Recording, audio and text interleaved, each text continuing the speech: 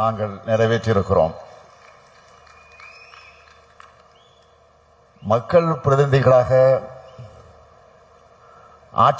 ஆட்சிக்கு வரக்கூடிய ஆட்சி பொறுப்புக்கு வரக்கூடிய நாங்களும் அரசு ஊழியர்களாக மக்களுக்காக பணியாற்றக்கூடிய நீங்களும் சேர்ந்துதான் அரசாங்கம்.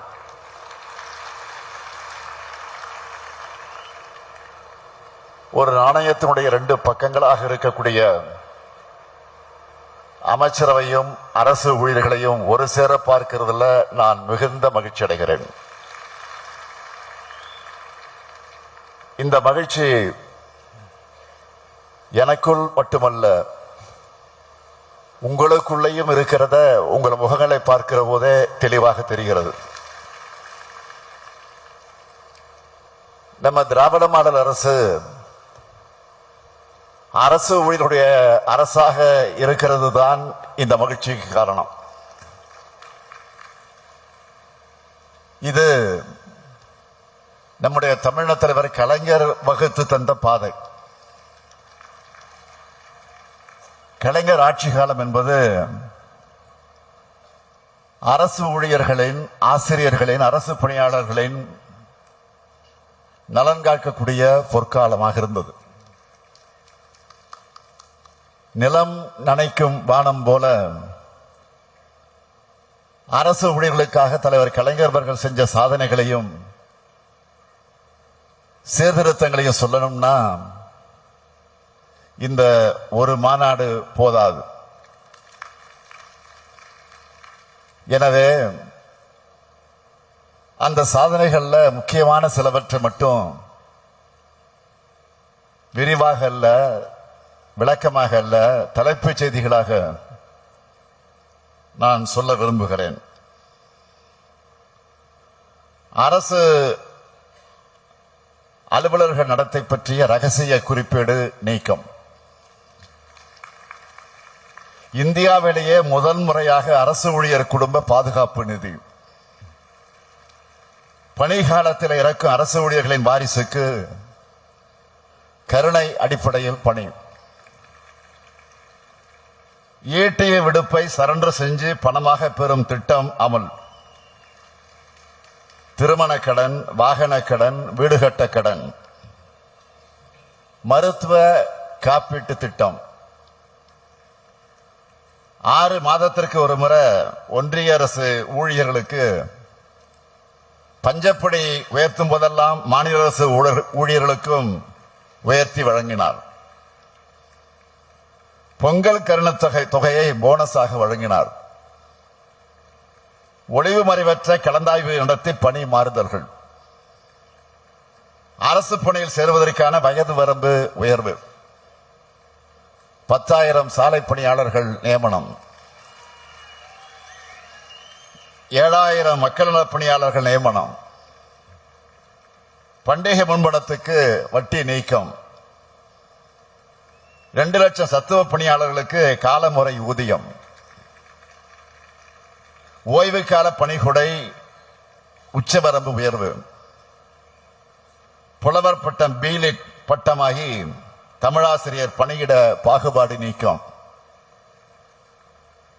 அரசு ஊழியர்களுக்கு, ஆசிரியர்களுக்கு ஒன்றிய அரசுக்கு இணையான சம்பள விகிதங்கள்.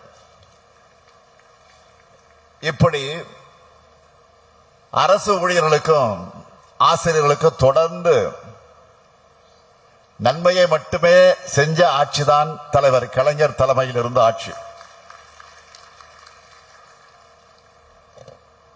அரசியல்ல கொள்கை பிடிப்போடு இயங்குகிற நாங்க மக்கள் நலனுக்காக உருவாக்கக்கூடிய திட்டங்களை வெற்றிகரமா அவங்க கிட்ட கொண்டு போய் சேர்க்கிற பெருங்கடமையை செய்யக்கூடியவங்க அரசு ஊழியர்களாக நீங்க தான். அதே போல ஆசிரியர்கள் செய்வத பணி என நான் சொல்ல மாட்டேன். நீங்க செய்யறது தொண்டு.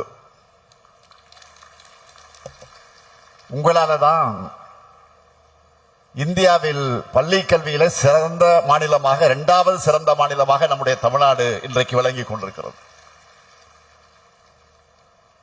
நீங்க பாடுபட்டு உருவாக்கினவங்க தான் உலகம் முழுக்க நல்ல பணிகளையும் பொறுப்புகளையும் இருந்து தமிழ்நாட்டுக்கும் இந்திய நாட்டுக்கும் பெருமை சேர்க்கிறாங்க.